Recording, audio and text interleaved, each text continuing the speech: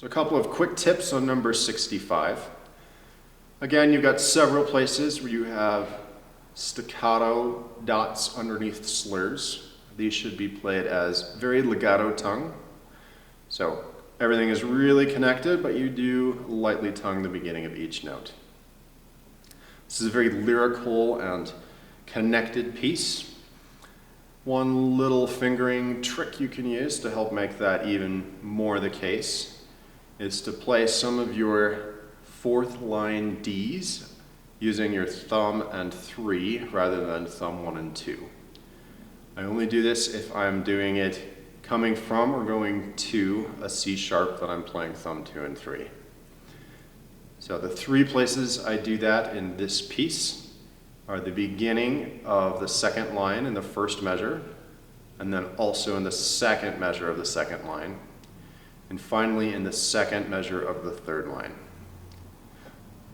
I'm just going to play the pickups to the second line. First time I'm going to do it with the standard fingerings of thumb 1 and 2. Second time I'm going to do it with thumb and 3. And you should notice a slight difference in the ease of the sound going from the C sharp to the D.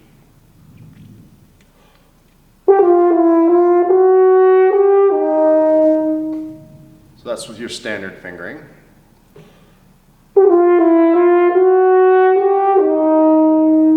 That's with thumb and 3. This piece is all about connecting your air and your buzz. So practicing buzzing it on the mouthpiece is a fantastic way to work on this. I'm just going to do the first 2 measures plus the pickup.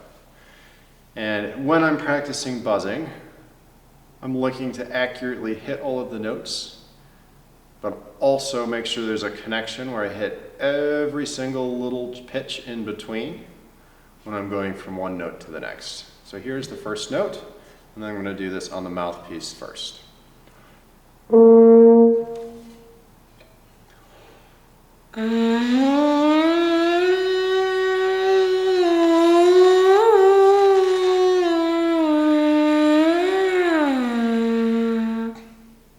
So you're really relying on your buzz and your air to get from one note to the next. And then when you put that on the horn and keep that same buzz and air going, it sounds very beautiful and connected like this.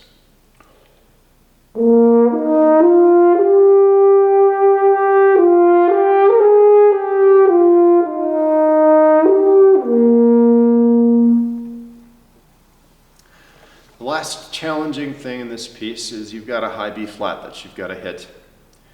And I would practice approaching that the same way we just practiced really connecting notes. You want to buzz and connect everything all the way up to it.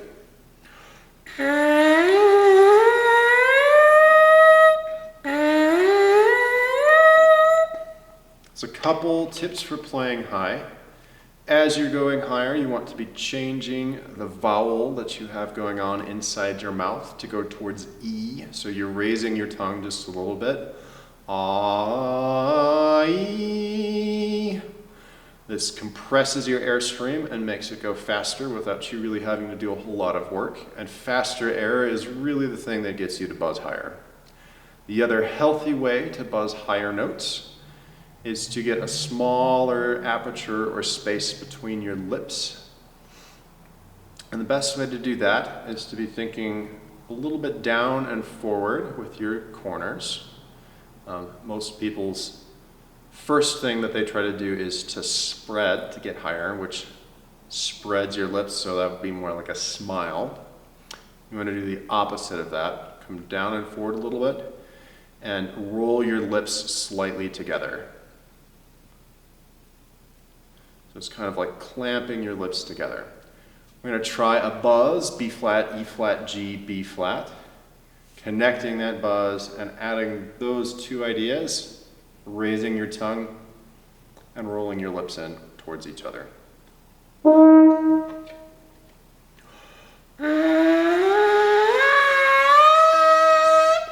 Try it one more time.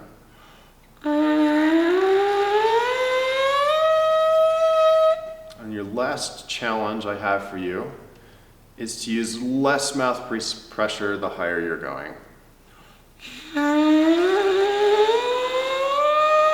And that forces you to really have a good structure in your embouchure. And that's the healthiest way to hit those notes.